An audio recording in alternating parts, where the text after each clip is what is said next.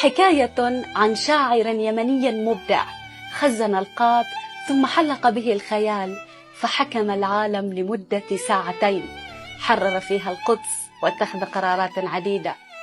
قال في شعره: مضغت القاط بعضا من نهاري مع صديقي عثمان الذماري، فما أن سار من وقتي قليل إذ الشعب يهتف باختياري، ونادوني أميرا رغم فقري وأهدوني الحراسة والجواري. صعدت العرش والوزراء حولي وأصحاب الفخامة عن يساري، فألزمت الرياح تهب شرقا لتحملني إلى دول الجوار، وأغلقت الحدود وكل شبر وأنقذت البلاد من الدمار. ومن بعد الأمان ذهبت غربا ولم أرجع قليلا عن قراري، وقوات التحالف طوع أمري أوجهها فتعمل باختياري.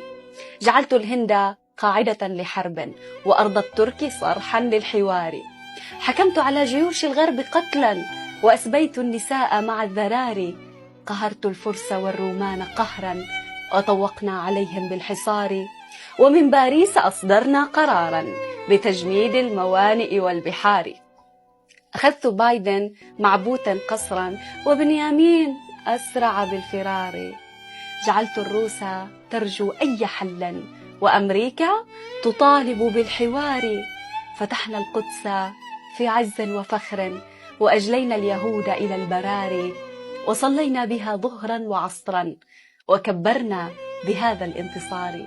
وحوطنا على الأقصى بسور وطهرناه من رجس وعار، ومن ثم اتجهنا في شموخ لتطوير وأحداث حضاري.